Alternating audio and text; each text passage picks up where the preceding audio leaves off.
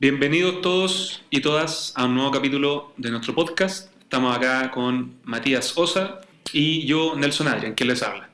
Hoy día en este capítulo hablaremos sobre el diagnóstico kinésico. Para comenzar, tendríamos que definir el diagnóstico kinesiológico. ¿Qué es? Podríamos decir que es la identificación de la naturaleza y causa de algún fenómeno, una breve síntesis sobre la condición patológica, enfermedad o lesión. Podríamos decir que es un proceso y a la vez una etiqueta. En kinesiología es complementario a lo que hacen otras profesiones. Esto es importante porque no pretende invadir el territorio de otras profesiones. Esto quiere decir que el diagnóstico kinesiológico no es más válido que el médico o que el médico esté equivocado, sino que al contrario, por lo general se complementan y, como ya había comentado, no pretende invadir el territorio. La WSPT, que es la Confederación Mundial de Kinesiología o de Terapia Física, define el diagnóstico en kinesiología como el resultado de un proceso de razonamiento clínico que resulta en identificar algún tipo de déficit potencial o existente, limitaciones en la actividad y restricciones en la participación y los factores que van a afectar a este de forma tanto negativa como positiva.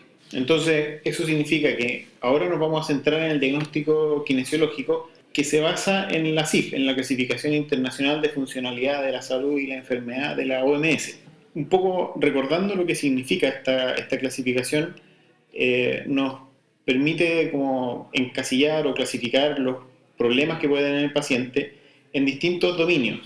¿Ya? Nos habla del dominio de las estructuras corporales, de las funciones corporales, de las actividades funcionales o de las actividades de la vida diaria y la participación, además de los factores contextuales. Y esos factores contextuales los separa en los que son los propios de la persona y los que tienen que ver con el ambiente. La CIF nos ayuda a conceptualizar entonces la funcionalidad como una interacción que es dinámica entre la condición de salud que tiene la persona y los factores personales y ambientales. Entonces nos da un enfoque biopsicosocial de la salud y no solamente se enfoca en la enfermedad. La información la podemos clasificar o organizar en una función y discapacidad y a eso agregar los factores contextuales. Y esta misma clasificación es la que después nos va a servir para formular objetivos, para medir los resultados del tratamiento y para poder lograr una buena comunicación y un lenguaje dentro del mismo equipo de salud. En esta clasificación, la idea que nos da la CIF es que el grado de funcionalidad lo vamos a cuantificar quizá desde la ejecución de una actividad y la capacidad de ejercer un rol o participación en la sociedad. El rol lo definimos como los que cumple la persona en un ambiente ya sea familiar o de trabajo o entre sus pares, pero dentro de la sociedad. Ese es lo que hablamos como participación, o lo que la CIF nos define como la participación de una persona. Ya, es interesante esto porque ya que definimos qué es el diagnóstico kinesiológico y ahora vimos la perspectiva de la CIF, continúo con otra idea de la WSPT que dice que habla del propósito. ¿Ya? El propósito en general, en líneas generales, después vamos a hablar un poquito más, pero en líneas generales el propósito sería que este diagnóstico nos va a guiar a nosotros como profesionales, como kinesiólogos, para poder determinar el pronóstico, por lo tanto tiene una conexión directa con el pronóstico, y para poder elegir las mejores estrategias de intervención, las más apropiadas para poder aplicar en los pacientes o clientes, como queramos entender. De esa manera podemos optimizar la salud de la persona y minimizar la discapacidad, teniendo en cuenta que la acción del kinesiólogo no va a ser solamente sobre la persona, sino que también sobre estos factores contextuales que puedan ser modificables. Entonces, el diagnóstico debería responder a varias preguntas. Primero, ¿cuáles son los déficits y cuál es el origen de esos déficits? Entendemos los déficits como los problemas en estructuras y funciones corporales. Luego, ¿cuáles de esos déficits se relacionan efectivamente con las limitaciones funcionales de la persona? O sea, con cuáles actividades no puede hacer. ¿Cuáles de esas limitaciones pueden mejorar con la intervención del kinesiólogo? Y además de eso, ¿cómo afectan los factores contextuales a la función? Y si se pueden modificar algunos de estos factores contextuales. Claro, esto es bien importante también porque dentro del propósito que este diagnóstico kinesiológico va a perseguir va a ser claramente ir a buscar cuáles son las restricciones, los déficits y las disfunciones del sistema de movimiento para poder entonces guiar nuestra intervención, y por lo tanto ahí se separa bastante el diagnóstico médico, que el diagnóstico médico tiende, ¿verdad?, a ser más enfocado, ¿verdad?, en la etiqueta que se le puede poner a la lesión. O sea, si nosotros nos vamos directamente a qué significa el diagnóstico médico, que es el típico que nosotros conocemos, ¿verdad? Como lumbago, como síndrome hombro doloroso, etcétera, se va a orientar siempre hacia una enfermedad, una lesión o un trastorno, ¿verdad? Y por eso es que podemos hablar que el diagnóstico va a ser o etiológico o sindromático, o sea, cuál sería la causa que llevó a esta lesión, o sindromático haciendo una descripción de los signos y síntomas. Lo que pasa es que a nosotros eso no nos dice mucho. O sea, a nosotros nos puede servir entender que la persona está con algún tipo de dolor o con algún tipo de lesión específica a algún tejido, pero no nos guía sobre qué decisiones tenemos que tomar. Y ahí viene la importancia del diagnóstico kinesiológico. Entonces, normalmente podríamos decir que el diagnóstico kinesiológico aborda las consecuencias que resultan de esta enfermedad, lesión o trastorno. De otras palabras, es el déficit del sistema de movimiento, limitaciones en las actividades de la vida diaria y además restricciones que se generan en la participación. Con un dato bien importante acá, que son los factores contextuales, o sea, estos que tú comentabas, ¿cierto?, que eran factores personales y también factores del ambiente. ¿Por qué son tan importantes estos factores contextuales? Porque son muy relevantes para el pronóstico que tiene la persona. Existen hoy en día bien identificados factores contextuales que pueden proteger y funcionar como un facilitador para que la persona se vaya a mejorar antes o tenga un mejor proceso, o pueden haber factores contextuales negativos que van a funcionar como una barrera, por lo tanto van a hacer que el proceso sea mucho más lento. O que implican que en el momento actual esa persona tenga un nivel de discapacidad mayor que lo que significa solamente su propio deterioro, su propia condición funcional. Entonces, la diferencia que podemos ver entre el diagnóstico kinesiológico y el diagnóstico médico es que el diagnóstico médico o el proceso del diagnóstico médico trata de llegar a la causa, trata de llegar a la estructura o a la descripción del síndrome. Pero podríamos tener dos personas con la misma lesión, con artrosis de rodilla, y para una persona las funciones comprometidas pueden ser distintas que para la otra. O teniendo las mismas disfunciones, no sé, que pueda tener una debilidad o dolor al hacer un movimiento, puede significar un distinto nivel de discapacidad por las actividades que esa persona realiza en su vida diaria y por el rol que cumplen.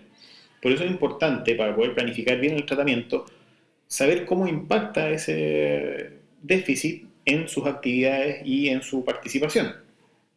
Es súper relevante lo que dices, porque es cierto, nosotros no tratamos patología, que es como un dicho súper clásico, pero acá está bien demostrado, porque una misma enfermedad se puede manifestar de forma súper diversa en diferentes personas, y eso hace que también nuestro enfoque de tratamiento deba ser distinto. O sea, si yo me veo tratando como una receta de cocina, por ejemplo, en el 15 tobillo, es que no estoy considerando ni el trastorno, lo que le está causando en el movimiento, en cuanto a disfunción, restricciones, cómo afecta la actividad, y por supuesto no estoy considerando los factores contextuales. Por eso es que hoy en día no podemos hablar de una receta o de una forma de tratar una patología si no miramos a la persona como un todo.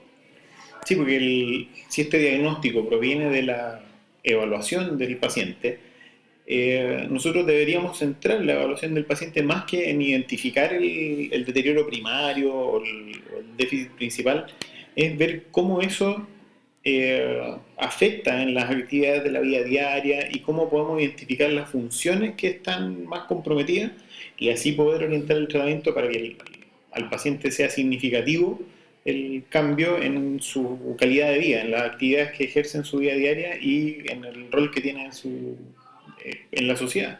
Y esto tiene digamos, una diferencia importante también con el diagnóstico médico, en el cual los médicos se van a clasificar la lesión, poner causa, ¿verdad?, el diagnóstico diferencial, mientras que nosotros como kinesiólogos, por lo tanto, deberíamos clasificar y ir a tratar o identificar las consecuencias que resultan de una lesión. Por lo tanto, nuestro rol primario va a ser el de evaluar cómo está el estado funcional de la persona, más que ir a hacer un diagnóstico diferencial o ir a tratar la enfermedad en sí misma. Y eso es bien importante porque muchas veces nosotros, desde que nos formamos como kinesiólogos, ¿verdad?, tendemos a pensar de que yo voy a tratar una tendinopatía, cuando en realidad lo que yo trato, por ejemplo, son las consecuencias en la función que tiene esta tendinopatía. Pero si nosotros analizamos la mayoría de los tratamientos kinésicos, en general no tienen un efecto sobre el tendón, salvo el ejercicio que a largo plazo lo tiene, pero yo voy a tratar primariamente la disfunción que le está causando a la persona, a diferencia del médico que va a intentar tratar esta etiología o el tejido, si lo queremos entender de alguna forma. En el examen físico o en la evaluación si no logramos identificar o no tenemos herramientas suficientes para identificar el deterioro, la estructura que está provocando la disfunción, sigamos identificando bien, midiendo bien y caracterizando bien las disfunciones, porque a eso va a estar enfocado el tratamiento para poder lograr restablecer las actividades de la vida diaria. Ahora, ya que estamos hablando de la evaluación, ¿cómo entra el diagnóstico kinesiológico en la evaluación? El diagnóstico, entonces, es el proceso o el resultado del proceso de razonamiento clínico, como habíamos dicho al principio, que utiliza un modelo hipotético deductivo orientado al problema de qué es lo que le pasa al paciente. Este proceso hipotético deductivo sigue los pasos del método científico.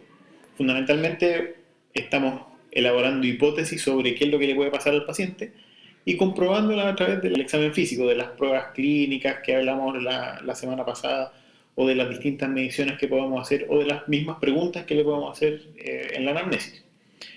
Entonces podemos identificar con este proceso los déficits primarios y secundarios que aparecen como consecuencia de la patología, de la lesión o del trastorno.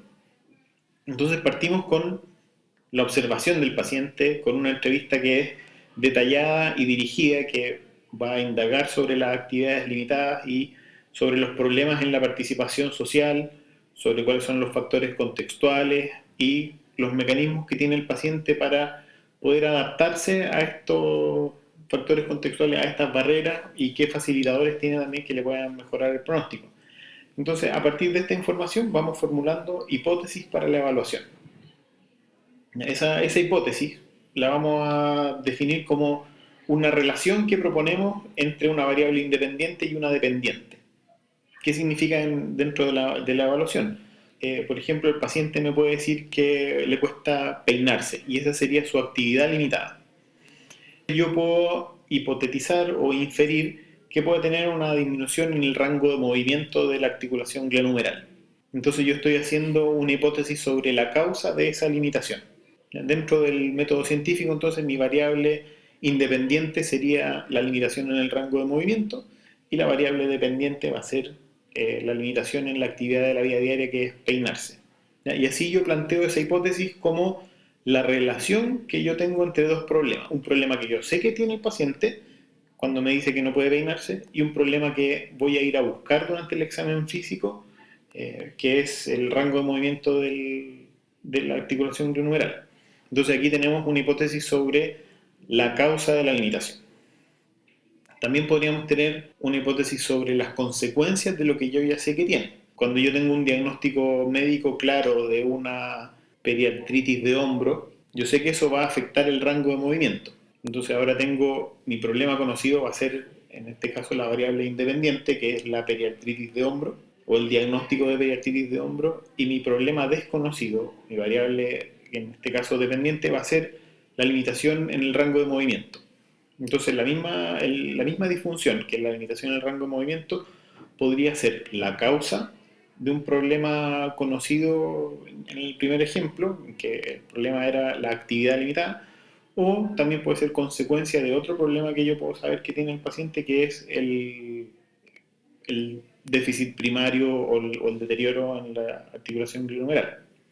A modo de ejemplo, si tenemos un diagnóstico etiológico como un síndrome del túnel carpiano, ya tengo claro que esa patología va a afectar la conducción nerviosa del nervio mediano hacia la mano. Entonces esperaría que se viera afectada la fuerza muscular de la oposición del pulgar. En ese caso, mi hipótesis sería que la compresión del nervio mediano en el túnel del carpo va a generar debilidad en la musculatura de la eminencia tenar. La hipótesis, entonces, no es solamente lo que yo espero encontrar, no es solamente una debilidad en la musculatura de la eminencia, sino que también estoy haciendo una hipótesis sobre la relación entre lo que yo sé que el paciente tiene, que es en este ejemplo el síndrome del túnel carpiano, y lo que yo esperaría encontrar, que es la debilidad en la musculatura de la eminencia tenar. Ahí está la diferencia entre esta hipótesis para la evaluación y la hipótesis diagnóstica, ¿ya? Porque la hipótesis diagnóstica tendría que ver más con el diagnóstico etiológico. Claro, como un diagnóstico diferencial. Claro. Y acá no estamos haciendo un diagnóstico diferencial, sino que estamos haciendo preguntas sobre qué es lo que tiene el paciente en todos los dominios. en el dominio de las estructuras corporales, de las funciones corporales, de las actividades y de la participación y cómo se relacionan entre ellas.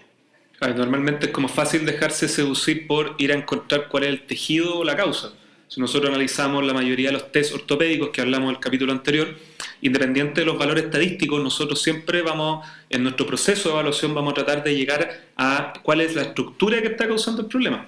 Pero con este enfoque del diagnóstico kinesiológico nos damos cuenta que eso es secundario. O sea, puede ser la etiqueta de lo que tenga la persona, sin embargo, la discapacidad que puede generar o la limitación que puede generar va a ser lo realmente importante que nos va a ayudar a guiar nuestro tratamiento. Más allá que sepamos cuál es exactamente el tejido digamos, que puede estar causando este problema. La evaluación o el foco de la evaluación no va a estar en identificar la causa o en identificar el problema primario o estructural, sino que las funciones corporales deberían ser el foco del examen físico, de la evaluación, para poder relacionar eso con las actividades y con la participación.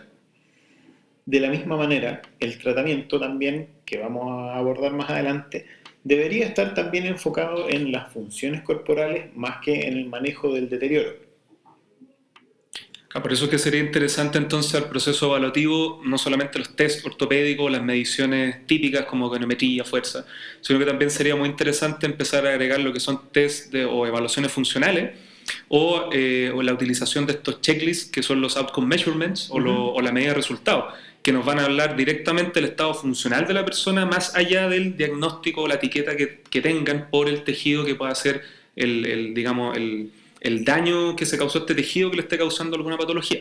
Entonces ahí viene la importancia de ir metiendo toda esta información que nos va a ayudar a de mejor manera ordenar lo que nosotros estamos encontrando y por supuesto poder, como tú decías, ¿cierto?, analizar en el contexto global al paciente, como la estructura, la limitación, ¿verdad?, la restricción, etc. Entonces lo que tú hablas de outcome measure o medida de los resultados finales se relaciona directamente con las actividades que hace el paciente en su vida diaria. El objetivo del tratamiento debería estar enfocado en esas funciones que están alteradas y que limitan las actividades de la vida diaria del paciente y las actividades deberíamos poder observarlas y de alguna manera medirlas y cuantificarlas para poder después identificar o para poder después medir el progreso del tratamiento a través de esas actividades de la vida diaria y que sea algo significativo para el paciente. Porque muchos de los pacientes con problemas musculoesqueléticos que llegan con un dolor, en realidad llegan cuando ese dolor le empieza a afectar en las actividades de la vida diaria. Y su problema principal ya no es solamente el dolor, sino que el dolor que le impide hacer una actividad que es significativa para él. O sea, el dolor que va a ser limitante al final. Sí, porque el dolor por sí solo muchos lo toleran hasta que le interfiere con sus actividades de la vida diaria. Claro, un ejemplo de eso, el dolor cervical, el 25% de los pacientes va a buscar ayuda, pero cuando es limitante para la vida diaria. Yo creo que todos hemos tenido dolor de cuello, pero te molesta un poquito, te molesta, digamos, cuando estás sentado, giras la cabeza, pero te lo puedes aguantar, por así decirlo. Pero ya cuando te empiezas a limitar de forma importante lo que tú haces en la vida diaria, ahí, claro, ahí uno recién dice, voy a buscar ayuda. El otro día me acordaba, hablando de lo que estamos viendo ahora de la evaluación del proceso y la importancia que tiene el diagnóstico kinesiológico, una alumna acá en la universidad, una estudiante me preguntaba que le tocó acá ver un paciente que tenía como diagnóstico epicondilitis. Y ella me decía que estaba como bien acomplejada, o sea, no acomplejada, pero bien como abrumada porque no se acordaba de los test para ir a evaluar la epicondilitis. Entonces, ella como no se acordaba y tampoco se acordaba incluso como la musculatura implicada, como la parte más de la fisiopatología de la lesión, yo le dije que no importa, o sea, que eso lo puede estudiar después, pero que ella debería haberse enfocado en qué es lo que le está afectando a la persona, o sea, qué función tenía alterada la persona, ya sea en el agarre, en la prensión, cuando aparecía la molestia, o sea, que nos fijáramos más en cómo esta epicondilitis, que es la lesión inicial, digamos, va a estar afectando la función general de la persona. Y eso es interesante porque también nos abre un poco el espectro de cómo podemos abordar a la persona y no quedarnos congelados si no me acuerdo los test o no me acuerdo cómo era encontrar cuál es el tendón o el músculo afectado. O incluso cuando tengo una interconsulta con un diagnóstico desconocido o el nombre de una patología que no reconozco, yo puedo dar un paso hacia atrás, alejarme un poco y partir desde el motivo de la consulta, de cuáles son las actividades que no puede hacer, cuáles son las funciones que el paciente dice que tiene alteradas, y desde ahí empezar mi evaluación. Y si no llego a identificar la estructura, me puedo quedar tranquilo, porque al final el trabajo que yo voy a hacer, el tratamiento que voy a planificar, va a estar enfocado en la función corporal y en las actividades que son significativas para el paciente. Claro, y ahí viene la importancia entonces de, si no me acuerdo o no reconozco muy bien la patología o no está clara, que puede pasar de repente con una lumbalgia, con un síndrome ambuloroso, con dolor anterior de rodilla, sí sería importante tratar de descartar banderas rojas, que eso yo creo que es tema para otro podcast, hablar de banderas. Pero es importante diferenciar, y si no hay ningún problema o no hay banderas rojas presentes, claro, yo puedo ir directamente a la evaluación de la función y de la actividad que puede estar limitada, y con eso enfoco tanto mi evaluación como mi tratamiento posterior. Entonces, al final de todo este proceso vamos a quedar con un listado de quizá deterioros, pero sí disfunciones corporales, limitaciones en las actividades y restricciones en la participación.